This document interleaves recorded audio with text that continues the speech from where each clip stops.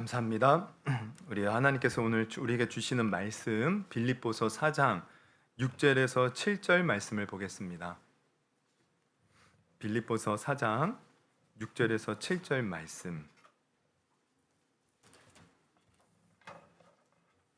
우리 두 구절인데요. 우리 한 목소리로 같이 봉독하도록 하겠습니다. 빌립보서 4장 6절에서 7절.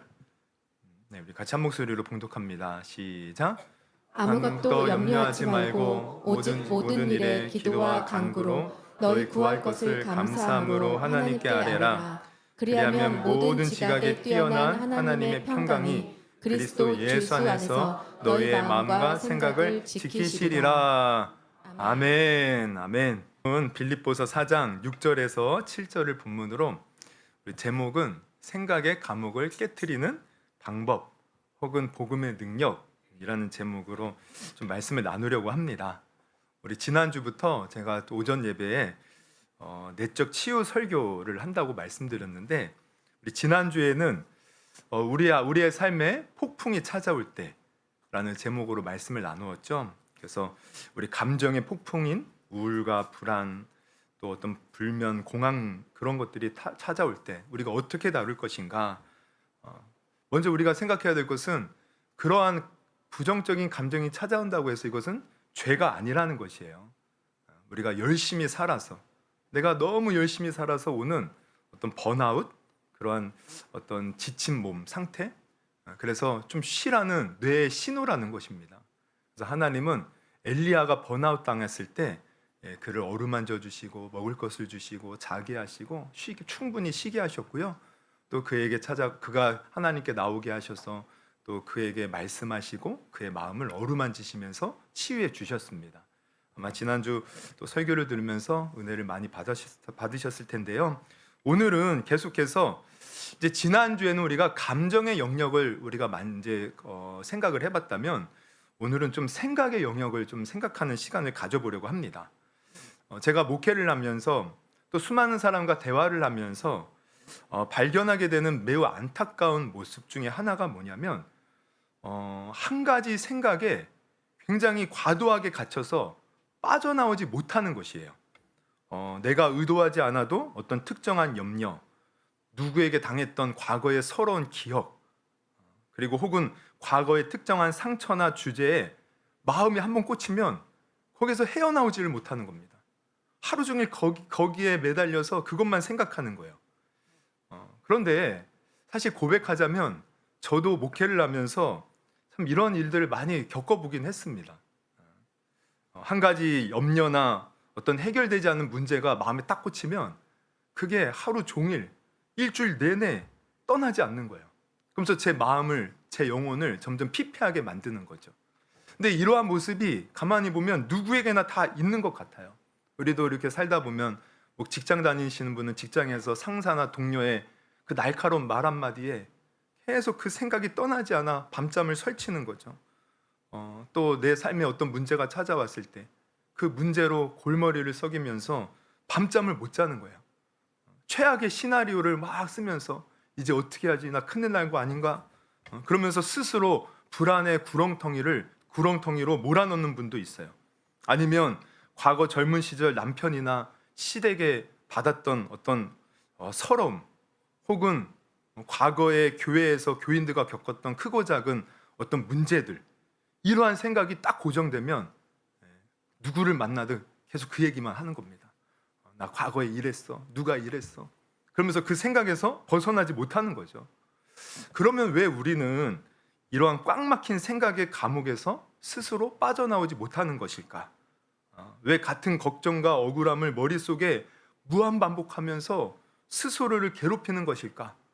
오늘은 이 문제에 대해서 좀 생각을 하면서 주님의 말씀 가운데 우리가 생각의 자유를 갖는, 이 생각의 감옥에서 빠져나올 수 있는 그런 은혜를 우리가 좀 누려보려고 합니다. 그렇다면 먼저 우리가 생각해 봐야 될 것은, 왜 이러한 특정에 우리 생각이 매몰되어서 이런 생각의 감옥에 스스로 갇히는가? 이것을 좀 우리가 좀 뭐라고 해야 되죠? 좀 심리학적으로 한번 생각을 해봐야 돼요. 이게 어떤 그런 원리가 있는지. 사실 이렇게 우리가 어떤 생각에 갇히는 것을 심리학에서는 강박적 사고라고 해요. 혹은 여러분 반추라고 하십니까? 반추? 이 반추라고 합니다. 원래 이 반추라는 것은 이제 의학 생물학 용어인데 원래 반추는 이 동물이 특히 우리 소나 양을 보면요. 이제 이렇게 지푸라기를 먹죠.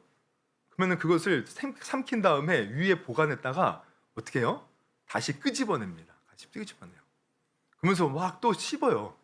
이게 이제 되새김질이라고 하는데 이게 바로 반추예요.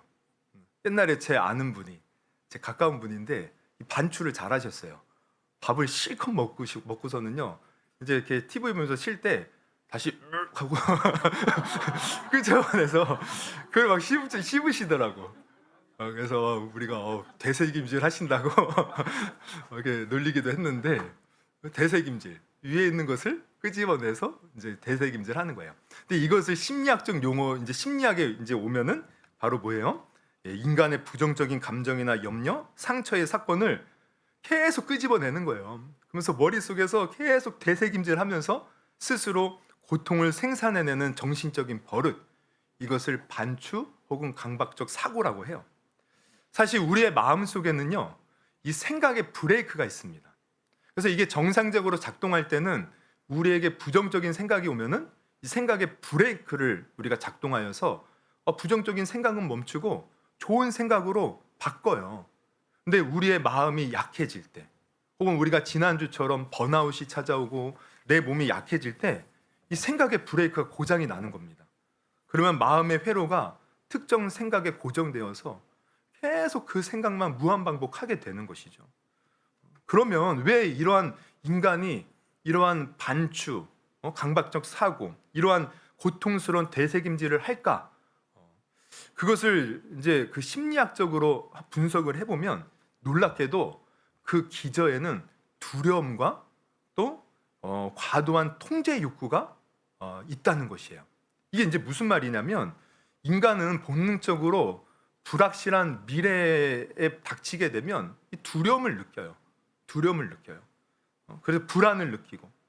근데 이때 내 내면이 약해지면 내가 이 생각을 완벽하게 통제해야지만 나는 뭔가 살 수 있을 것 같아. 이 생각을 내가 통제해야지만 좀 안도감이 와. 그래서 그 생각을 내가 끊임없이 내 생각 속에 가둬두고 내가 통제를 하는 거야. 과도한 통제. 그러면서 나름대로 안도감을 찾는다고 생각을 하는데 이 안도감은 거짓된 안도감인 거죠. 오히려 그 생각을 통제해서 내가 안도감을 찾으려고 하지만 그 생각이 나를 지배해서 결국 나는 그 지배 속에서 더 괴로워하고 고통에 빠지는 거예요. 그래서 이러한 강박적 사고와 통제 욕구의 특징을 잘 보여주는 유명한 일화가 있습니다. 여러분 톨스토이라고 다 아시죠? 러시아의 대문호 톨스토이가 이제 어렸을 때 겪었던 일인데 이제 그의 형 니콜라이와 함께 이렇게 이제 놀다가 그 형이 이제 그 톨스토이에게 이렇게 말을 했어요. 야, 너가 지구상에 존재하는 하얀 곰의 모습을 절대로 10분 동안 생각하지 않으면 네가 원하는 소원 다 이룰 수 있어. 근데 어린 톨스토이는 그게 진짜인 줄 알고 자기가 원하는 소원을 이루기 위해서 방에 들어가 이제 하얀 곰을 생각하지 않으려고 합니다. 이제 나는 하얀 곰 생각 안 해. 근데 하얀 곰을 생각 안 하려고 하면 할수록 어떻게 되느냐? 눈을 감아도 하얀 곰이 생각나고 눈을 떠도 하얀 곰이 눈앞에 나타나고 아니 생각을 안 하려고 하는데 하얀 곰은 더 생각이 나는 거야. 이게 이제 심리학에서 배꼽 효과인데 바로 이겁니다. 우리는 내가 부정적인 생각이 밀려올 때 이거 생각 안 해야지. 그러면은 그 생각에 오히려 갇혀서 자꾸만 그 생각이 더 생각나고 나를 지배하게 되는 거예요. 그래서 많은 사람들이 염려하지 말아야지, 걱정하지 말아야지. 내가 억누르는데 오히려 그 걱정과 염려가 나를 지배하는 거죠. 내 미래에 대한 불확실, 두려움, 그것을 내가 통제하려고 내가 그것을 벗어나야지 하면 할수록 거기에 더 갇혀서 내 생각이 거기에 지배당하고 그래서 나는 더 괴로움을 느끼는 이러한 문제들이 일어나는 거예요. 이게 이제 심리학적으로 생각하는 건데 여러분 이러한 기본 지식을 바탕으로 오늘 말씀을 우리가 살펴보면 우리는 이 말씀을 해서 놀라운 은혜를 발견할 수가 있습니다. 여러분 오늘 우리가 읽은 빌립보서 4장 6절에서 7절 말씀 이 빌립보서의 말씀의 배경은 어떻습니까? 이 빌립보서는 사도 바울의 옥중 서신 중 하나이죠. 사도 바울이 로마의 감옥에 갇혔을 때. 그러면 생각을 해보세요. 그 차디찬 로마의 감옥에 갇혀서 앞으로 어떻게 내 인생이 될지 모르는 상황입니다. 황제에게 이제 재판을 받고 사형을 받고 언제 죽을지, 이곳에서 어떤 문제를 내가 겪을지 모르는 상황이에요. 게다가 우리가 이제 빌립보서 1장부터 보면 사도 바울이 또 어떤 문제를 겪냐면, 사도 바울이 이렇게 감옥에 갇혔다는 소식을 사도 바울의 경쟁자들이 듣고서는 이때가 우리가 기회다. 그래서 사도 바울을 낙심시키기 위해서 더 열심으로 막 그들이 세력을 이렇게 펼쳐나가는 것을 보게 돼요. 더 열심으로 복음을 전하면서 사도 바울의 마음을 낙심케 하려고 하는 것입니다. 그럼 이러한 상황에서 사도 바울이 만약 마음이 약해지고 또 여러 가지 생각에 이 반추, 강박적 사고에 빠진다면 충분히 사도 바울이 부정적인 생각에 갇힐 수가 있어요. 내가 평생을 목숨 바쳐 복음을 전했는데 어떻게 내가 이 감옥에서 이렇게 죽게 되지? 그러면서 억울함에 이 되새김질을 하면서 부정적인 생각에 빠질 수 있을 수 있고요. 아니면 원망의 되새김질이 계속 마음속에 일어날 수 있습니다. 저 바깥에서 나를 헐뜯고 다니는 사람들을 어떻게 하면 좋지? 저들을 내가 어떻게 코를 납작하게 하지? 아니면 미래의 불안의 되새김질이 끊임없이 내 속에서 일어날 수도 있어요. 나 이러다 죽는데 언제 죽는 것일까? 내 인생은 여기서 끝나는 것일까? 그러니까 만약에 바울이 감옥 속에서 마음의 이 생각의 브레이크가 고장났다면 충분히 강박적 사고에 매여서 그는 스스로 더 큰 고통에 빠질 수도 있는 상황이라는 것이에요. 그런데 이렇게 생각의 감옥에 갇히기 가장 좋은 조건에 있었던 사도 바울이 도리어 바깥에 있는 성도들을 향해서 놀라운 고백을 하는 거예요. 그게 바로 오늘 본문인 거죠. 우리 6절을 다시 한번 읽어볼까요? 6절. 사도 바울은 이렇게 성도들에게 얘기를 합니다. 같이 한번 읽어볼까요? 시작. 아무것도 염려하지 말고 다만 모든 일에 기도와 간구로 너희 구할 것을 감사함으로 하나님께 아뢰라. 여러분, 이 고백은요, 이게 굉장히 놀라운 현대 의학에서도요, 이게 인지 치료의 방법 중 하나입니다. 지금 사도 바울은 굉장히 놀라운 고백을 하고 있는 거예요. 끊임없이 염려가 밀려오는데 아무 염려도 하지 말라 하면서 다만 모든 일에 기도와 간구로 너희 하나님께 감사함으로 아뢰라 라는 고백을 하는데요. 이게 심리학적으로 보면 굉장히 좋은 치료 방법입니다. 우리가 보면 이 심리학에서 보면 우리의 고통, 우리가 이제 어떤 상황에 놓였을 때 그 상황으로 말미암아 고통을 당하잖아요. 근데 심리학에서는 상황이 우리에게 고통을 준다고 생각하지 않습니다. 우리가 고통을 느끼는 것은 그 상황을 바라보는 우리의 잘못된 생각 때문에 그렇다는 거야. 그러니까 어떠한 문제가 강도가 5인데 우리의 생각은 이것을 강도를 10, 100으로 보는 거야. 나 이제 망했다. 끝났다. 이게 이제 왜곡된 사고 방식인데 내가 그 상황을 왜곡되게 바라보는 거죠. 별일 아닌데 나는 큰일로 바라보는 거야. 그러면서 이 문제, 이 상황을 내가 크게 잘못된 생각으로 왜곡된 인지로 내가 그것을 받아들이니까 그 고통이 더 크게 느껴지는 거죠. 그래서 심리학에서는 이것을 고칠 때 어떻게 고치느냐? 바로 이 생각을 바꿔주는 겁니다. 이 왜곡된 생각을 바르게 고쳐주는 거야. 근데 지금 사도 바울이 그걸 하고 있어요. 그 어떻게? 먼저는 아무것도 염려하지 말라. 너의 왜곡된 생각을 멈추라는 거예요. 너가 생각하는 것만큼 상황이 그렇게 나쁜 것이 아니라는 거죠. 사실 사도 바울의 상황, 감옥에 갇혀서 여러 경쟁자들에 의해서 상처도 받는 최악의 상황이지만 사도 바울은 하나님이 계심을 믿었던 거예요. 하나님이 함께 하신다. 이 감옥에 왜 들어왔습니까? 하나님의 일을 하다가 들어온 것 아닙니까? 하나님이 지키신다는 믿음이 있는 거죠. 지금 내 육체의 생각은 끊임없이 나는 망했어, 큰일 났어, 저 원수들을 어떻게 내가 원수를 갚지? 라는 생각이 들어올지 모르지만 이 생각은 잘못된 거야. 멈추라는 거. 그러면서 대신에 뭘 하느냐? 하나님께 아뢰라는 거야. 아뢰라는 거. 여기서 아뢰라는 말이 참 중요합니다. 이 아뢰라는 말. 이 아래라는 것은 이게 어떤 의미가 있냐면 이 법정에서 이제 이게 법정 용어예요. 법정에서 서류를 제출하거나 왕에게 상소문을 올려드려서 왕에게 맡기는 것. 이게 아래는 거예요. 그러니까 지금 사도 바울은 너의 염려, 걱정, 근심, 하나님의 재판장 되시고 세상의 주관 되시는 하나님께 그 손에 그냥 올려드리라는 거예요. 올려드리라는 거. 올려드리는. 왜냐하면 이것을 내가 쥐어짓고 있는다고 해결된 문제가 아니거든요. 올려드려라. 그럼 어떻게 올려드립니까? 바로 기도와 간구로. 그러니까 여러분, 우리가 기도하는 이유가 뭡니까? 우리는 기도 주로 내가 원하는 소원을 내가 이루고자 기도하는 분이 많이 있을 수 있겠지만, 사실 이 기도의 가장 중요한 것 중에 하나는 내 삶을 맡겨드리는 거예요. 맡겨드리는 거. 하나님께, 하나님 내 힘으로 이거 해결할 수 없어요, 주님이 해결해 주옵소서 하면서 맡겨드리는 것이 기도인 것입니다. 지금 이 사도 바울은 우리의 부정적인 생각을 멈추고 너의 문제를 하나님께 맡겨버리라, 지금 이 치료 방법을 제시하는 거예요. 그러면서 중요한 것은 맡기되 어떻게 맡기라고 해요? 한번 보세요. 아무것도 염려하지 말고 다만 모든 일에 기도와 간구로 너희 구할 것을 어떻게 해요? 감사함으로 맡기래요. 여러분, 사실 우리가요, 어떤 어려운 상황에 놓이고 부정적인 생각이 내 생각을 사로잡고 있을 때는 감사가 나오지 않습니다. 그런데 감사는 가장 우리의 마음을 치료하는 치료책 중에 하나예요. 사도 바울은 이것을 기가 막히게 알고 있었던 거예요. 감사하라. 이 감사는 그래서 우리가 억지로라도 해야 됩니다. 감사가 나오지 않아도 감사거리를 찾고 찾아서 감사를 해야 돼요. 그래서 감사함으로 하나님께 아뢰일 수 있다면 여러분, 놀라운 일이 벌어지는 거예요. 어떤 놀라운 일이 벌어집니까?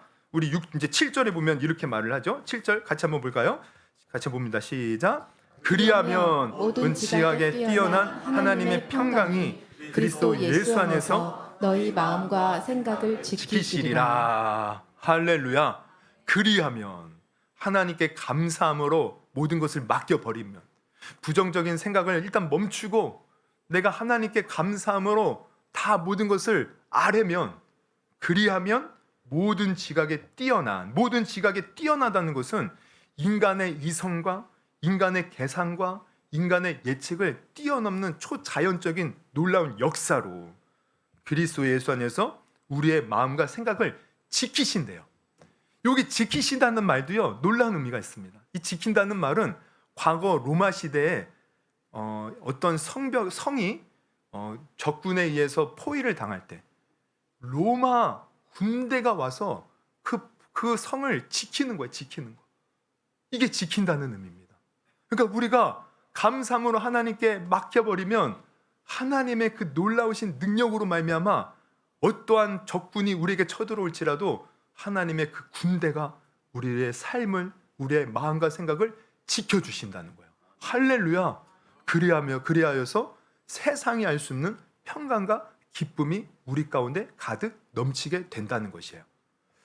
이게요, 이 현대 의학에서도요 밝혀진 겁니다. 감사하면 우리의 생각에 놀라운 힘이 나온대요. 에너지가 나온대요. 그래서 실제로 이러한 사례들이 많이 있는데 제가 찾아보니까 이런 사례가 있어요. 미국의 생화학자이자 의사인 스탠리 텐이라는 박사가 있는데 그가 이제 젊은 나이에 원인을 알 수 없는 척추암 사기 판정을 받아요. 암세포가 온몸으로 전이되어 의학적으로는 고작 몇 달밖에 살 수 없다는 이제 시한부 선고를 받습니다. 그 선고를 받은 날부터 그에게 찾아온 것은 암이라는 무서운 이런 병보다 생각의 고통이에요. 생각의 고통. 끊임없이 이제 부정적인 생각이 찾아오는 거예요. 극심한 공황장애, 불안증.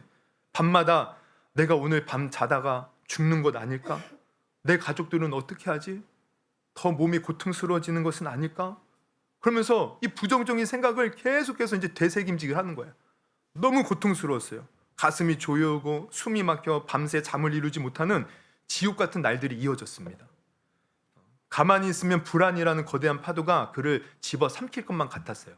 근데 이 사람은 믿음의 사람이었습니다. 이때 그가 생각한 것, 성경 말씀을 생각하는 거예요. 오늘 말씀, 감사해야 된다, 감사해야 된다. 그래, 내가 죽음과 불안을 묵상할 것인가? 아니면 감사를 묵상하며 하나님께 나아갈 것인가? 하나님은 감사하라고 했지. 그래서 이분이 그때부터 하나님의 말씀을 붙들고 감사하기 시작했어요. 강제적으로 감사의 고백들을 찾아서 선포했습니다. 도저히 감사할 상황이 아니었지만 눈물을 흘리며 소리내어 고백했어요. 하나님, 제가 암에 걸려 죽음의 불안 앞에 서 있지만 내 영혼을 구원해 주셔서 감사합니다. 오늘 하루 아직 제 숨이 붙어 있어 사랑하는 가족의 얼굴을 보게 하시니 감사합니다. 제가 오늘 밤 죽는다 해도 천국을 소망 가운데 바라볼 수 있게 해주시니 감사합니다. 그러면서 계속 감사를 했어요. 그러자 놀라운 일이 벌어지기 시작합니다. 감사합니다, 감사합니다 라는 입술을 고백하는 동안 그 뇌에서 공포를 일으키던 편도체가 진정이 되고 초자연적인 평강이 그의 마음에 찾아오기 시작하는 거예요. 그렇게 밤마다 불안을 몰아내고 평안이 잠에 들기 시작했습니다. 더 기적적인 것은 그 후의 일인데 몇 달 뒤 병원에서 검사를 받았을 때 그를 괴롭히던 암세포가 완전히 사라졌다는 놀라운 판정을 받게 되었다는 거예요. 여러분, 감사. 여러분, 사도 바울이 어떻게 이것을 알았는지 모르겠지만 사도 바울은 오늘 우리에게 놀라운 해결책을 주는 겁니다. 모든 염려의 생각들을 일단 멈추고 하나님께 맡기되, 어떻게 맡겨요? 감사로 맡길 수 있는 그런 저와 여러분이 될 수 있기를 주님의 이름으로 축원합니다. 그래서 이 사도 바울이 제시한 것을 우리에게 이제 적용을 해본다면 우리는 어떻게 해야 될까? 어떻게 해야 될까? 첫째, 우리가 해야 할 일은 이겁니다. 부정적인 생각이 밀려올 때 이것을 멈춰야 되죠. 멈추고 하나님께 맡겨야 되는데 그것을 위해서 우리가 해야 할 일이 있어요. 그게 뭐냐면 소관의 법칙을 사용하는 겁니다. 소관의 법칙. 여러분, 소관의 법칙이 뭘까요? 소관, 여러분 들어보셨어요? 소관? 우리 옛날에 우리가 이제 친구들하고 싸우다 보면 이런 말을 할 때가 있어요. 이거 내 소관 아니야. 내 소관 아니야. 내 책임 아니야. 뭐 이런 말 할 때가 있잖아요. 이 소관. 이 소관이라는 것이 바로 그것이에요. 누구의 책임이고 담당인가 하는 것입니다. 그러니까 우리는 생각을 해야 돼요. 어떤 과거의 상처, 서운한 감정, 혹은 미래의 불안이 꼬리를 물고 내 마음을 장악하여 무한반복 이렇게 생각이 날 때 가만히 생각해 보십시오. 이게 누구의 소관인가? 과연 내 소관인가? 내가 걱정하고 염려한다고 되는 것인가? 이것을 생각해 보라는 거죠. 그러니까 이 문제는 내가 내 머리로 24시간 생각한다고 해서 바꿀 수 있는 소관인가? 아니면 하나님의 소관인가? 이걸 생각해 보라는 거예요. 직장 다니는 사람은 내가 상사나 동료의 마음을 내가 바꿀 수 있는가? 여러분, 여러분이 그런 상사의 마음이나 동료의 마음을 바꿀 수 있습니까? 없어요. 어떻게 바꾸겠어요? 사람의 마음을 우리가 어떻게 움직일 수 있겠습니까? 그럼 이것은 내 소관이 아닌 것이에요. 그럼 이거 누구의 소관이겠어요? 하나님의 소관입니다. 하나님의 소관. 성경을 보면 하나님은 왕의 마음도 움직이시는 분이셔요. 세상의 모든 인간을 창조하신 분 우리 하나님 아닙니까? 하나님의 소관입니다. 하나님의 소관. 아, 이거 내 소관이 아니구나. 하나님의 소관이구나. 그럼 더 이상 내가 걱정할 필요가 없는 거죠. 걱정 안들 변하는 것은 없으니. 또 자녀를 둔 부모들은 한번 생각해 보세요. 자녀의 미래와 그들의 인생을 여러분이 완벽하게 통제할 수 있을까? 내 배로 낳았지만 자식 내 마음대로 안 되지 않습니까? 이거 결국 내 소관이 아니라는 거예요. 하나님의 소관인 거죠. 또 과거의 아픈 기억 때문에 괴로운 분들, 이미 수십 년 전에 지나가 버린 과거의 서운한 사건을 지금의 노력으로 여러분 되돌릴 수 있습니까? 절대 되돌릴 수 없습니다. 근데 우리는 그 생각에 갇혀서 과거의 일에서 내 마음이 상처가 있어 끊임없이 그 생각에 매여서 사는데 이거 우리의 소관 아니에요. 하나님의 소관입니다. 그러니까 내가 고민해서 바꿀 수 없는 모든 것은 내 소관이 아니구나. 내가 걱정 안들 되는 것이 아니구나. 그러면 누구의 소관이에요? 하나님의 소관이구나. 그런데도 우리가 내 소관이 아닌데도 내가 움켜쥐고 밤새도록 머리를 싸매고 있으니 그것이 내 마음의 고통으로 찾아왔던 것인데 이제는 이 모든 것을 하나님의 소관이구나. 하나님이 하실 일이구나. 그리고 하나님께 맡겨버리라는 거예요. 맡겨버리라는 거예요. 하나님께 올려드리라는 것이에요. 하나님, 이 문제들은 제 소관이 아닙니다. 이 사람의 마음도 이 자녀의 미래도 이 과거의 상처도 제 소관이 아닙니다. 주님께 다 맡겨두리니 주님이 처리해 주십시오 하고 기도하면서 감사함으로 아뢰면 되는 것이에요. 그럼 우리 하나님이 우리가 믿음으로 맡길 때 하나님이 일하셔요. 하나님이 일하셔요. 성경에서 그것을 얼마나 많이 보여줍니까? 내 힘으로 할 수 없는 것 하나님께 맡길 때 하나님은 놀라운 기적을 통해서 하나님은 우리에게 놀라운 은혜를 베풀어 주셨다는 것을 오늘 분명히 깨달을 수 있기를 주님의 이름으로 축원합니다. 그래서 자꾸 생각에 꼬리에 꼬리를 물어서 내 생각에 정말 마음에 괴롭게 만들고 이 생각이 나를 지배할 때 한번 소관을 생각해 보십시오. 내가 이거 지금 고민한다고 되나? 아니구나. 이거 하나님 소관이구나. 그래서 하나님께 맡기는 거예요. 맡기는 거. 그리고 두 번째 우리가 해야 할 일은 그렇게 이제 하나님께 맡길 때 뭘 하면서 아까 맡기라고 했죠? 감사함으로. 근데 이 감사를 하기 위해서는 우리가 해야 할 일이 있어요. 특히 우리 믿음의 성도들이 해야 할 일. 그건 뭐냐면 바로 말씀을 묵상하는 겁니다. 여러분, 이게 아까도 이제 말씀드렸지만 우리 강박적 사고에 빠지고 내가 계속 되새김질 반추를 하는 것. 여러분, 사실 이거는요 나쁜 게 아니에요. 제가 가만히 보면 이렇게 한 가지 어떤 문제에 골똘히 생각하며 거기에 빠져드는 것, 이거는 엄청난 재능이 있는 겁니다. 어떤 재능? 묵상의 재능.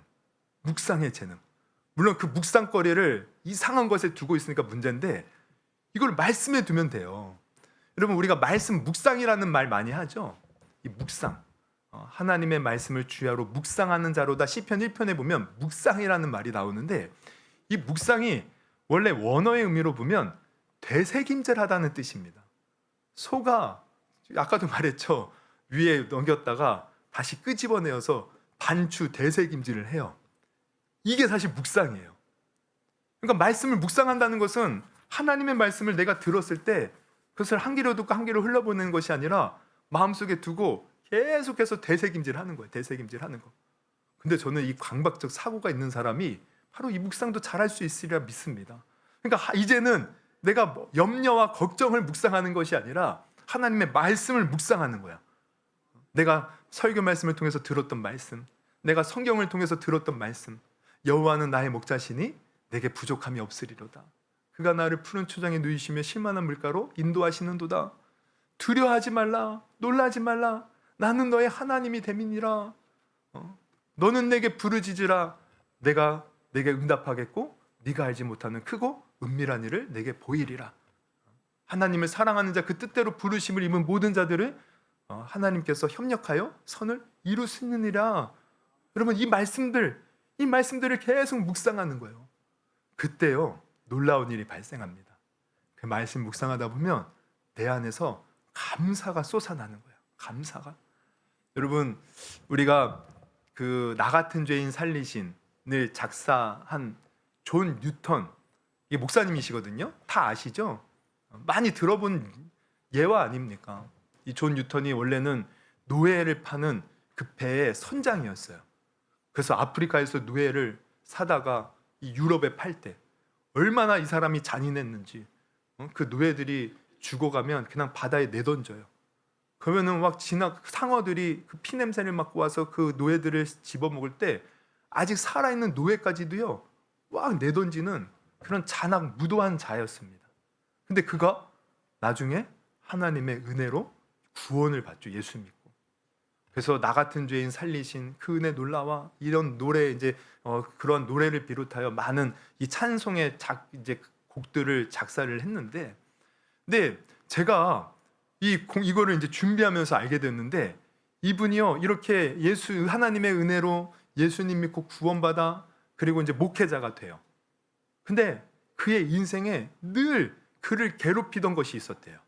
그게 뭐냐면 우리가 오늘 나눈 강박적 사고였어요. 끊임없는 부정적인 생각이 올라온 겁니다. 그래서 어떤 생각이 올라왔느냐?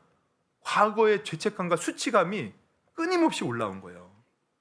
한순간이라도 방심하면 그의 뇌 속에는 자기가 과거의 노예들에게 저질렀던 그 잔인한 행동들, 그 생각들이 자꾸 머리 속에서 떠나지 않는 거죠.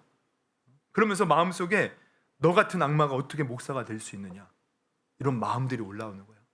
사람들은 너를 인정하지 않을 거야. 하나님도 너를 인정하지 않을 거야. 너 같은 자가 어떻게 목회를 할 수 있겠어? 그러면서 이 생각에 한 번 갇히면 끊임없이 이 강박적 사고에 매여서 고통의 나날을 보냈어요. 그런데 이럴 때마다 존 뉴턴 목사님이 사용했던 방법이 있습니다. 그것은 뭐냐면 하나님의 말씀을 묵상하는 거였어요. 하나님 말씀 묵상하는 거. 그래서 고린도전서 15장 3절에 사도 바울이 고백했던 그 고백, 그거를 책상에 붙여놓고 계속해서 그 말씀 묵상하는 거예요. 여러분 고린도전서 15장 10절 말씀, 이게 뭡니까? 우리 같이 한번 읽어볼까요? 같이 한번 읽어봅니다. 시작. 없습니까? 예. 제가 읽어드릴게요. 네, 죄송합니다. 그러나 내가 나된 것은 하나님의 은혜로 된 것이니. 다 아시는 말씀이죠? 내게 주신 그의 은혜가 헛되지 아니하여 내가 모든 사도보다 더 많이 수고하였으나 내가 한 것이 아니요 오직 나와 함께 하신 하나님의 은혜로다. 이 말씀 묵상하는 거예요. 나의 나된 것은 하나님의 은혜로 된 것이다. 그래, 맞아. 나는 죄인이야. 나는 용서받지 못할 죄인이야. 그러나 성경은 말씀하고 있어. 나 같은 죄인을 위해서 예수님이 십자가에 달려 나의 모든 죄를 사해 주었다고. 누구든지 그 예수를 믿으면 아무리 그 죄가 진홍같이 주홍같이 붉을지라도 양털과 같이 눈과 같이 희게 될 것이라고. 예수를 믿기만 하면 모든 사람이 죄인이지만 하나님 앞에 의롭다함을 얻을 수 있어. 나는 하나님의 은혜로 구원받은 자야. 이 말씀 묵상하다가 이 은혜가 깨달아지는 거예요.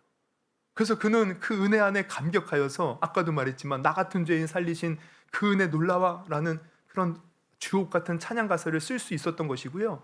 그는 평생에 그래서 항상 두 마디를 입버릇처럼 하고 다녔대요. 나는 극악무도한 죄인이지만 나 같은 죄인을 위해서 예수님 죽으시고 나를 살리셨어. 그는 기력이 쇠하여 정말 정신이 가물가물해질 때에도 그 죽어가는 순간에도 이 두 마디를 했다는 거예요. 나는 죄인이지만 나 같은 죄인을 예수님이 구원해 주셨습니다. 여러분 말씀으로 묵상할 때 이 놀라운 은혜가 깨달아지고 이 은혜가 깨달아지는 사람은 하나님께 감사할 수 있는 것이고 감사할 때 하나님의 놀라운 역사가 우리 삶에 가득 넘치게 된다는 것을 여러분 오늘 깊이 깨닫기를 주님의 이름으로 축원합니다. 여러분 오늘 말씀을 정리합니다. 여러분 오늘 우리는 우리의 생각이 어떻게 우리를 가두는 감옥이 되는지 그리고 그 감옥을 깨트리는 영적인 방법이 무엇인지 우리가 나눴습니다. 여러분의 생각을 짓누르는 생각의 감옥이 무엇이 있습니까? 무엇이 있습니까? 여러분 이 생각을 우리가 멈춰야 돼요. 멈추려면 어떻게 하라고 그랬죠? 네, 그렇죠. 소관. 이게 누구의 소관인가 한번 생각해 보세요. 내가 할 수 있는 일이라면 여러분 열심히 생각하세요. 그럼 내가 할 수 있는 일이 아니라면 여러분 하나님의 소관입니다. 하나님이 하실 일이에요. 하나님께 맡기세요. 맡기는데 어떻게 맡겨요? 감사함으로. 근데 이 감사가 쉽게 안 나오잖아요. 그래서 우리는 말씀을 묵상하는 거예요.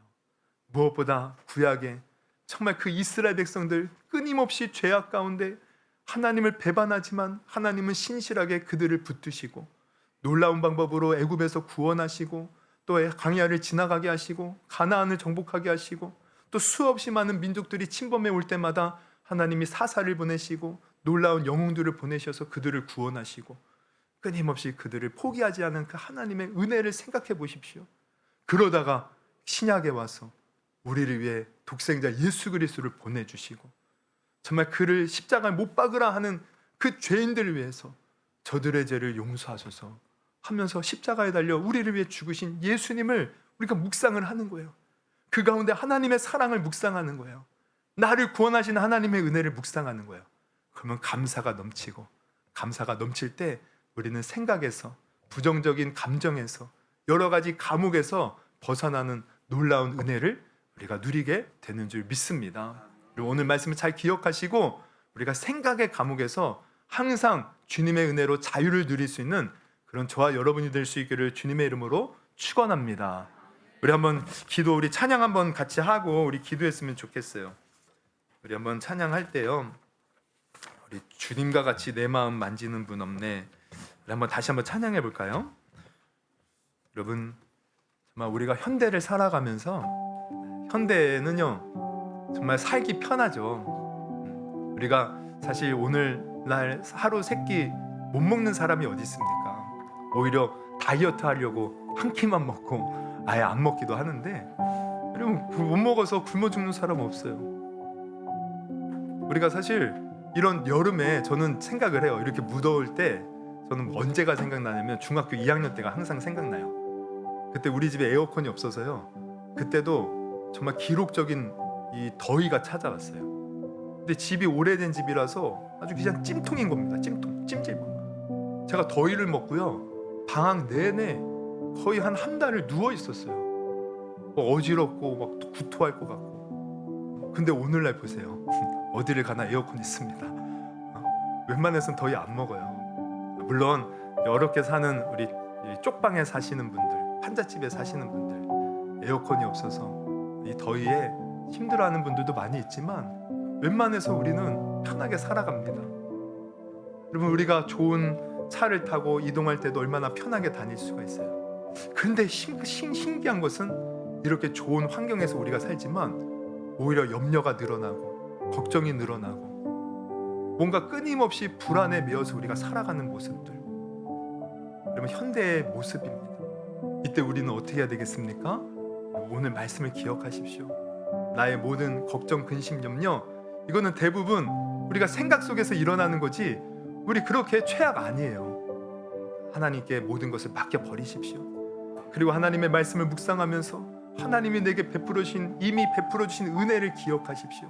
감사가 나올 때 우리 안에 평강과 기쁨이 넘칠 줄 믿습니다. 우리의 마음을 만져주시는 분은 우리 하나님밖에 없어요. 그래서 우리 한번 이 찬양 부르시고 오늘 들은 말씀 놓고 한번 우리 마음의 감옥 같은 생각들을 이 시간 다 깨트리고 벗어날 수 있는 시간 되기를 원합니다. 우리 한번 찬양해 봅시다. 주님과 같이.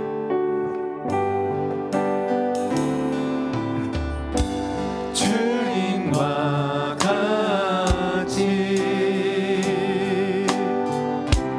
내 마음 만지는 분은 없네. 오랜 세월 찾아 나타났네. 내겐 주밖에 없네. 다시 한번 주님과 같이. 주님과 같이. 오늘도 우리와 함께 하시는 주님을 바라봅시다. 내 마음만, 우리의 모든 고민과 염려와 걱정을 우리 하나님이 받으시려고 기다리고 계셔요. 내 아들아, 내 딸아, 내가 여기 있다, 내게 맡겨라. 주님 말씀하십니다. 주밖에 없네. 주잡이 강같이 흐르고 주잡이 강같이 흐르고 주 손길 고통받는 자녀 품으시니 고통받는 자녀 품으시니 주밖에 없습니다. 주밖에 없네. 주님과 같이 내 마음 만지는 분 없습니다. 내 마음 만지는 분은 없네. 아멘. 오랜 세월 찾아 나타났네. 내게. 우리 한번 두 눈을 감으시고 우리 가슴에 손을 얹고 한번 고백해봅니다. 주님과 같이 내 마음 만지는 분 없네. 주님과 같이. 아멘 아멘. 내 마음 만지는 분은 없네. 찾아 나타났네. 내게 주밖에 없네. 나는 일어섭니다. 나는 일어섭니. 더 이상 내 삶에, 더 이상 내 살품이 아프게 두지 않겠습니다. 나는 예배합니다. 내게 약속하신 그 자리로 다시 한번 우리 한번 더 고백해봅시다. 나는 일어섭니다.